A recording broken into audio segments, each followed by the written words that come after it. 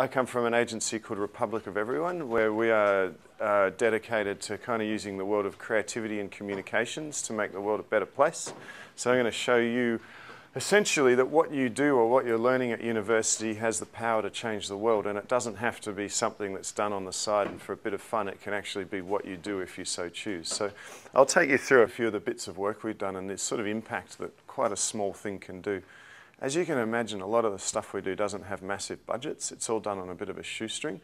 So when you haven't got much money, you've got to use your smarts a little bit better. Now this first ad you may have seen, it was actually done for the Gruen transfer. We were invited to come onto the Gruen transfer and make an ad for the Greens in the last election, which, as you can imagine, is a pretty stressful 2 weeks. They say they give you 1 week, but they actually give you 2 weeks and $1,000 to come up with an ad, and that's pretty much all you do for 2 weeks. So all your paying clients get shunted to the side because you're too scared of making an idiot of yourself on national television. And this is what we put on national television.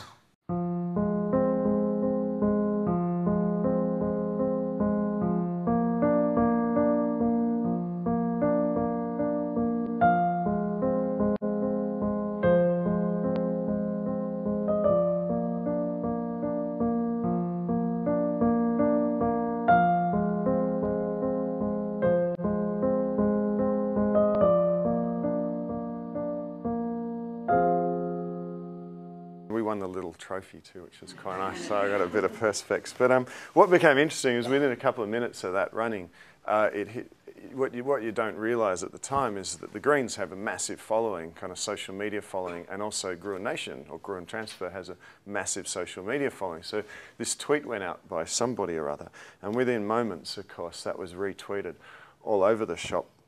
ABC put it on YouTube. They put it on just before they run it, actually, funny enough. So it ran about 9:30 on the Wednesday night. By the next morning, it had already gone through a whole Twitter cycle, and the Greens got to work on the next morning, so the Thursday morning, and they had like 100 voicemails saying, "You got to run that ad." So about 9:10, I rang the ABC and had a chat with them and said, "Oh, we'd like to take this ad. The Greens want it. Can we run it?"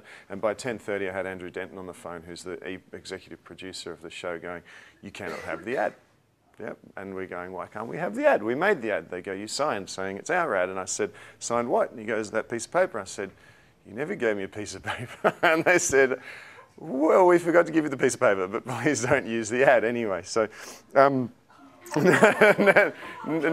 we're in this. So we rang the Greens back and said, "Here's the situation." They said, "No, we don't want to upset the ABC. They're one of our best kind of supporters." At 10:30, I had that conversation with the ABC, and at 10:40, it appeared on the front page of every Fairfax newspaper that we couldn't have the ad.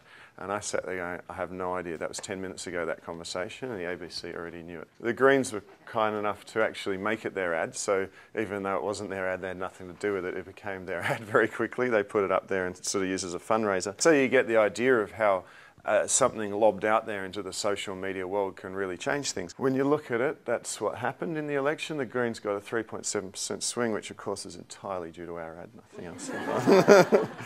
But just to bring it down to my point, I guess, we can't take full credit for this. We just happened to drop something in a moment of time. Once we knew it was going kind of viral, for want of a better word, we sat there and pumped it through all the channels we could. But at the end of the day, the supporters of the Greens and Gruens kind of did this for us. But that's the sort of comments we got back on the Facebook group, which I thought was pretty powerful, that if you're trying to change things, one ad, 30 seconds. That thing went on television for 30 seconds and that was it.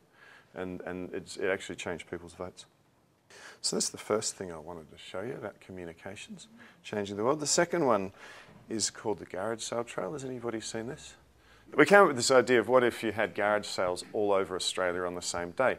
Obviously, it's all about bargains and kind of having fun, but if you think about it, the idea of selling something secondhand and then buying something secondhand is pretty good path to sustainability and kind of decreasing consumerism and decreasing waste and things like that in the world. But it's about adding all that together and having fun while you're doing it. But once again, you know, simple idea. You can see from a comms perspective, there's a bit of TV, there's a bit of PR, there's a bit of design, there's a bit of everything in there, and a whole lot of telephone calls that bring that together. But you can make a pretty big impact, and we did it the first year just in Bondi, and we did it this year all over Australia for the first time. So next year, you'd imagine it'd be hopefully 3-4 times the size because it got such good media. Third one will be a contentious one. You may have seen this campaign. Has anyone seen this campaign? Not the most creative ad you'll ever see, and anybody who saw the 2 days of absolute media furor around this will probably realise Kate Blanchett wasn't actually that much a part of the campaign, but she sort of became the campaign. We also put out a few print ads, if you like, that looked something like that, and we kind of figured that it was very hard to get one reason why people should say yes to a price on pollution, so we came up with this logo that could work like this, where you could spread it out and kind of say it's new jobs, it's solar energy, it's all these things that are kind of part of it. We also kind of created this bit more depth of information that you can go and download from the website, and which you put on a website, and release it to the media, who of course went absolutely ballistic about it. Also gave all the NGOs who got behind it one consistent message that they could all start putting out to their people. So rather than saying get behind the Greenpeace campaign, it was get behind this campaign. You can see consistency, as I'm sure you've already figured out, in communications is everything, especially when you're trying to bring together such a weird and wonderful audience. It's always nice when people go and take your line and make their own thing out of it, you know, make their own banners. We came up with this idea that charity ads are always gruesome and gory, yeah? They have to be, isn't that how they work? So we went, well, let's do the gruesomest, goriest charity ad you can possibly do.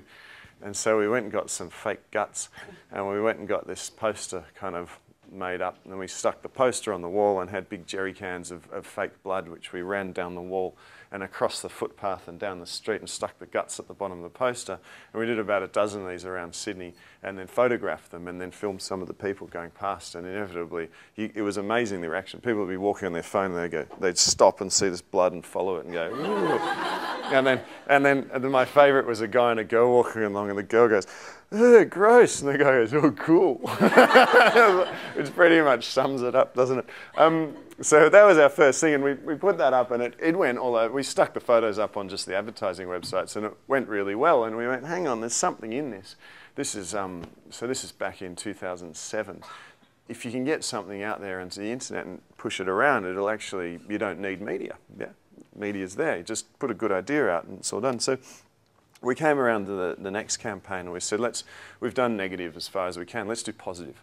So let's instead change the petition, because what that did is it said, please go to, you might be able to see it bottom right, go to stopwhaling.com.au, fill out your name, sends an email off to the government saying, hey, we want you to help stop whaling.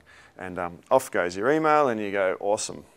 Did I stop whaling? Did anything happen? Did anyone get my email? Did my email even go? And we kind of came with the idea that maybe the problem wasn't how you get people to a petition. The problem was the petition itself. So we went, can we change the petition?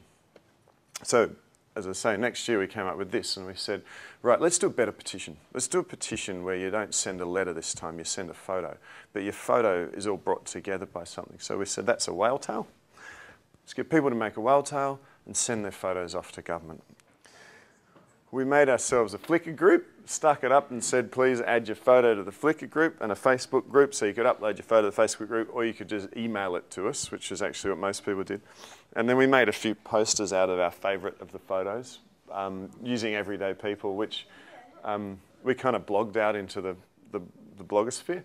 You start getting interesting shots. People get creative with your campaign. This is always nice when you lose control of a campaign because people have made it their own. You know you've got a good campaign.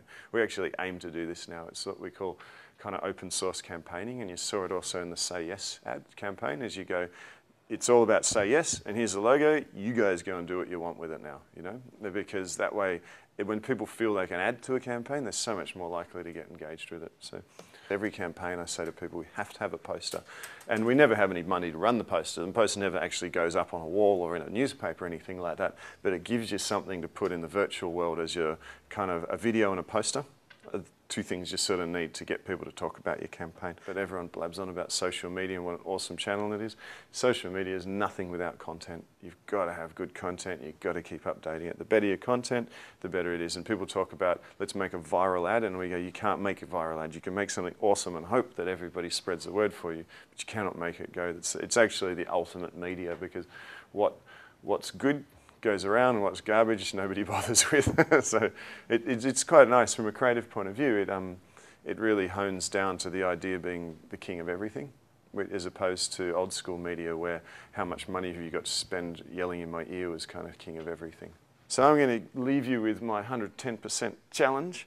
which is where I say to you, it's pretty tough out there, let's be honest. Nobody's going to hire you to give 90%. You're going to, it's one of those industries you're expected to work long and hard. You're going to be giving 100% of your time.